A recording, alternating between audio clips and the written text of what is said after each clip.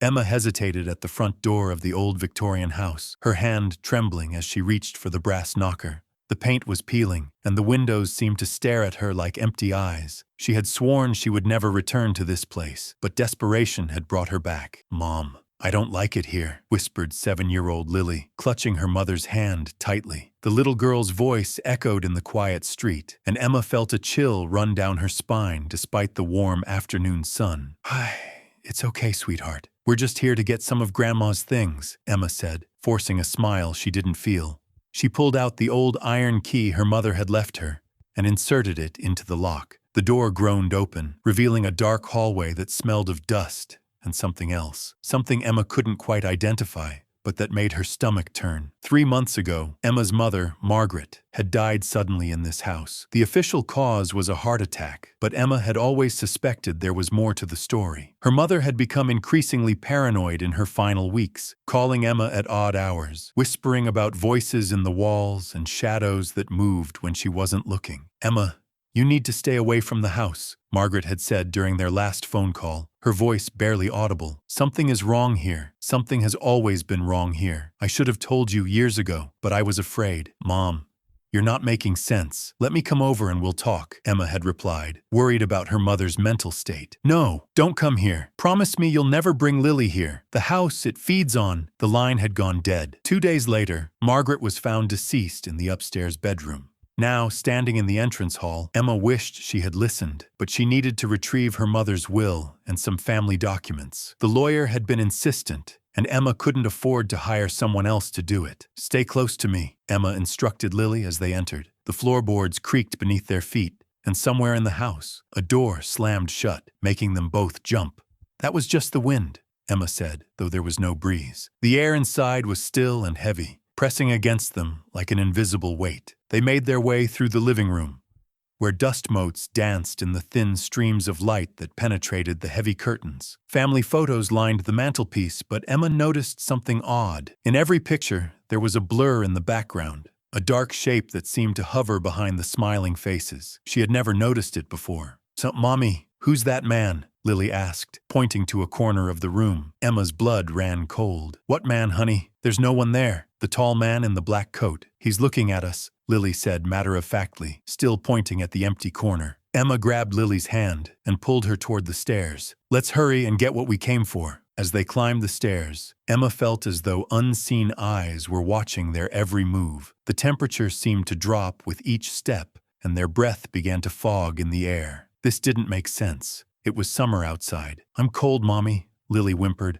"I know, baby. We'll be quick." The upstairs hallway stretched before them, lined with closed doors. Emma remembered this hallway from her childhood. She had hated it then, always feeling like something was waiting behind those doors, waiting for her to let her guard down. Her mother's bedroom was at the end of the hall. Emma pushed open the door, and the smell hit her immediately. Decay and rot, and something sweet and sickly. The bed was neatly made, as if Margaret had known she wouldn't be sleeping in it again. "You shouldn't have come back, Emma." Emma spun around. The voice had been clear, right behind her, but there was no one there. Just Lily, who was staring wide-eyed at something Emma couldn't see. "Did you hear that?" Emma asked. Lily nodded slowly. "The tall man said it. He says you broke a promise." "What promise?" "Lily, what are you talking about?" Before Lily could answer, the bedroom door slammed shut behind them. Emma ran to it and pulled the handle, but it wouldn't budge. They were trapped. "Mommy, I'm scared," Lily cried, and Emma pulled her daughter close, her own heart racing. "It's okay. It's going to be okay," Emma said, though she didn't believe it. The lights flickered and then went out completely, plunging them into darkness. Emma fumbled for her phone, turning on the flashlight. The beam cut through the shadows, revealing that they were no longer alone. Written on the wall in what looked like black ash were the words, "She knew the price." "What price?" Emma whispered. "What are you talking about?" The temperature dropped further, and frost began to form on the windows. Emma's phone flickered and died, leaving them in complete darkness. But in that darkness, something moved. Emma could hear it. The soft shuffle of footsteps, the whisper of fabric against wood. "Emma, you were born in this house," came a voice from the darkness. It was her mother's voice, but wrong, distorted. "You were born here because of a deal I made. I promised him a life for a life. I was dying, you see, cancer. The doctors gave me weeks to live, but he offered me a choice. 30 more years, enough to raise you in exchange for your firstborn child when she turned 7. No, Emma breathed. That's not possible. That's not real. You always were stubborn, the voice continued. Just like your father. He tried to stop it too.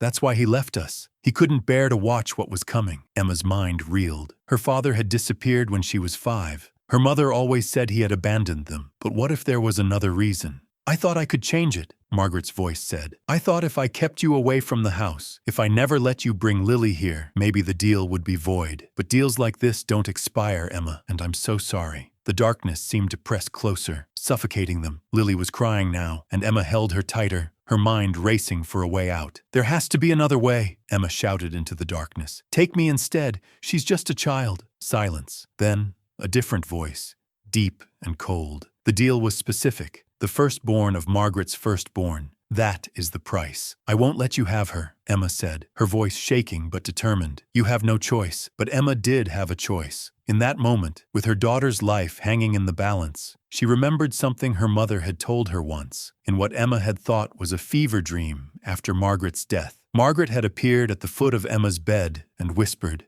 "If you ever need to break a deal with the dark, you must offer something more valuable than what was promised. You must offer something freely given." Emma had dismissed it as a nightmare, but now she understood. I offer myself, Emma said clearly. Not in exchange, but in addition. 2 lives instead of 1, freely given. The darkness seemed to recoil. That is not the deal. I'm changing the deal, Emma said. You get nothing unless you take us both. And if you take us both, you lose everything. Because that's not what was promised. Margaret promised 1 life. 1 sacrifice. If you take 2, you break the deal yourself, and you'll lose your power over this house. The silence that followed was deafening. Emma held Lily close, waiting, praying she had guessed right. Finally, the voice spoke again. You are clever, cleverer than your mother. Very well, but the debt must still be paid. 1 life, as promised. Choose. No, Emma said. I won't choose. You'll have to take us both or neither of us. Then I take you both. The darkness rushed forward, and Emma felt icy fingers grip her throat. But in that moment, something else happened. The room filled with light, warm and bright, and Emma heard her mother's voice again, but this time it was clear and strong. No, I paid the price. I gave my life to break the deal. Emma, in the drawer, the papers, burn them. Emma stumbled to the nightstand and yanked open the drawer. Inside was a yellowed document covered in strange symbols and writing. She didn't hesitate. She pulled out her lighter, which miraculously still worked, and set the paper aflame. The screaming started immediately. The darkness thrashed and writhed as the paper burned, and Emma held Lily close as the room shook. The windows shattered, and a cold wind howled through the house. But Emma didn't let go of her daughter or the burning paper. As the last corner of the document turned to ash, the screaming stopped. The darkness vanished, and suddenly Emma and Lily were standing in the bedroom in broad daylight, the door hanging open behind them. Is it over? Lily whispered.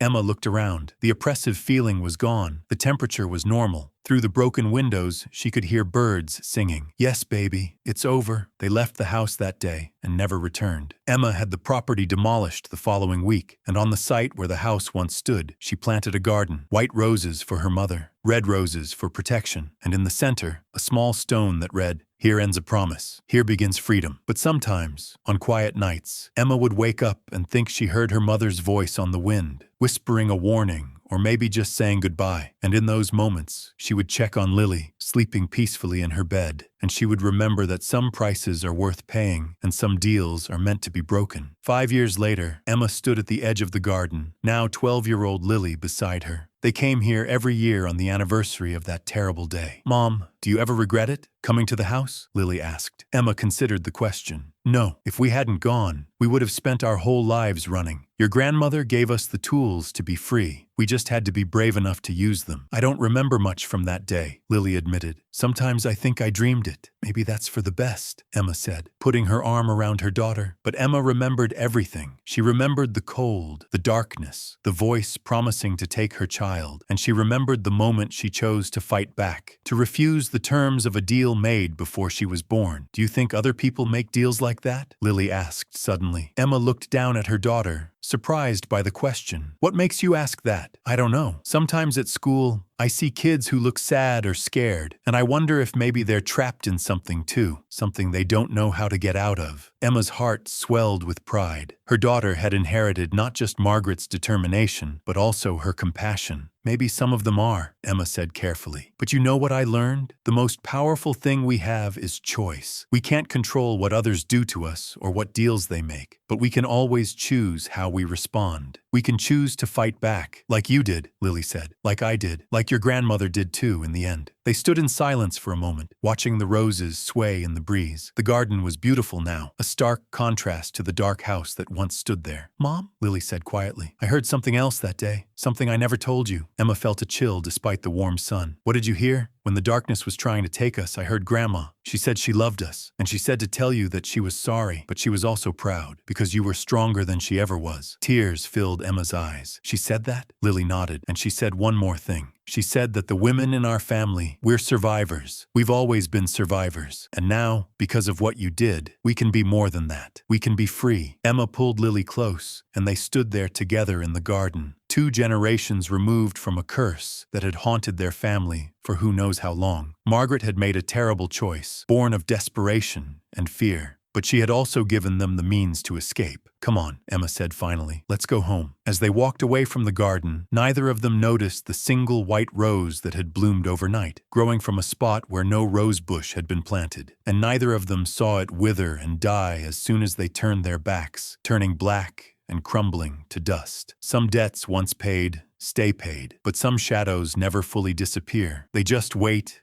patient and persistent, for the next generation, the next moment of weakness, the next desperate deal. But Emma had taught Lily well, and Lily would teach her own children, if she had them. The cycle of fear could be broken. It just took courage, love, and the willingness to stand up and say, no more. Years passed. Emma built a good life for herself and Lily. She remarried a kind man named David who knew about their past and accepted it without judgment. They had another child, a son named Marcus, and Emma watched him grow with the same protective fierceness she had always felt for Lily. On Lily's 18th birthday, Emma gave her a letter. Your grandmother left this for you, she said. I found it hidden in the ashes of that document we burned. I've been waiting for the right time to give it to you. Lily opened the envelope with trembling hands. Inside was a single page, written in Margaret's careful handwriting. My dearest Lily, if you're reading this, then Emma found the strength to break the curse, and you survived. I'm so sorry for the danger I put you in. I'm sorry for the choices I made out of fear and selfishness. But I want you to know something important. You are not defined by the deals others make. You are not bound by the fears of those who came before you. You have the power to write your own story, to make your own choices, to live freely. I loved you from the moment I knew you existed, and even though I failed you in so many ways, I hope that my final act, giving Emma the knowledge to save you, counts for something. Be brave, be strong, be free. With all my love, your grandmother, Margaret. Lily wiped away tears as she finished reading. I wish I had known her better, she said. She was complicated, Emma replied. She made terrible mistakes, but she loved us, and in the end, that love was stronger than any darkness. That night, the family gathered for Lily's birthday dinner. As they sat around the table laughing and sharing stories, Emma felt a profound sense of peace. This was what Margaret had wanted, what she had died for. A normal life, a happy family, freedom from the shadows of the past. But as Emma tucked Marcus into bed later that night, he looked up at her with serious eyes. Mom, why does Lily have a letter from Grandma but I don't? Emma's blood ran cold. What do you mean, sweetheart? The lady in my dreams told me. She said Grandma left me a letter too, but you're hiding it. What lady? Emma asked, trying to keep her voice calm. The one who visits me at night. She's very pretty, and she smells like roses. She says she's from your family, and she wants to help us. Emma's hands shook as she tucked the blanket around her son. Marcus, listen to me very carefully. If that lady comes back, I want you to tell her to go away. Can you do that for me? Marcus looked confused. But she's nice, Mom. She tells me stories about our family. She says she's protecting us. I know, baby. But I need you to trust me on this. If she comes back, you tell her no, okay? Okay, Marcus said uncertainly. Emma kissed his forehead and left the room, her mind racing. She had thought it was over. She had thought they were safe. But clearly, something still lingered, something that had found a new target. That night, Emma didn't sleep. She sat in Marcus's room,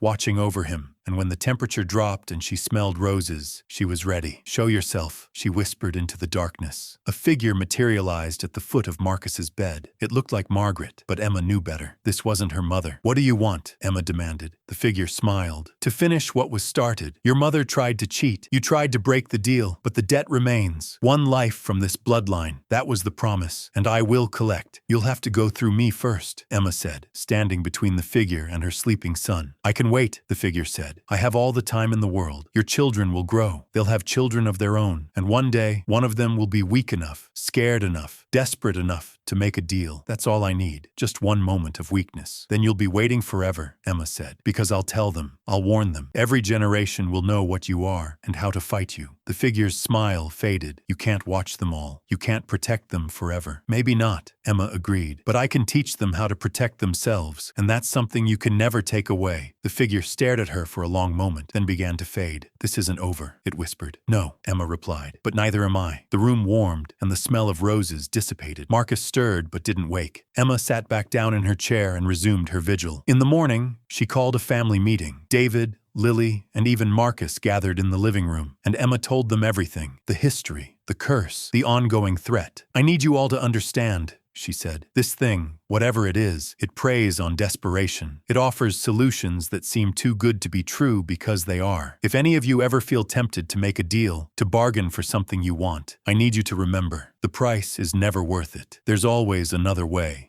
What if there isn't? Lily asked quietly. What if someone we love is dying, like Grandma was? What if we have no choice? Emma met her daughter's eyes. There's always a choice. It might not be the easy choice, but it's there. And I'd rather face any hardship honestly than pay the price of a deal with darkness. I agree, David said, taking Emma's hand. We face things together, as a family. No secrets, no shortcuts, no deals, Lily added. No deals, Marcus repeated. Not fully understanding, but wanting to be part of the promise. And so they made their own deal that day, a pact with each other rather than with darkness. They promised to be honest, to support each other, to never let desperation drive them to make choices they'd regret. Emma knew it wouldn't be easy. She knew the entity would wait, would watch for any sign of weakness. But she also knew something it didn't. The strength of a family bound by love and truth was stronger than any curse. As the years continued to pass, Emma kept her promise. She told the story to her grandchildren and would one day tell it to their children. And each time, she ended with the same words. The darkness is real. It waits for the desperate, the fearful, the weak. But we are not weak. We are survivors. We are fighters. And we are free. The house on Willow Street was gone, replaced by a garden of roses. But the lesson it taught lived on, passed down from generation to generation. Some deals should never be made. Some prices should never be paid. And the most powerful magic of all is the choice to stand up and say no. And that is where this story ends, or perhaps where it truly begins. Because every ending is just a new beginning, and every choice we make echoes through generations. The darkness may wait, but so does the light. And as long as there are people brave enough to fight back, wise enough to refuse, and strong enough to protect what matters most, the light will always prevail.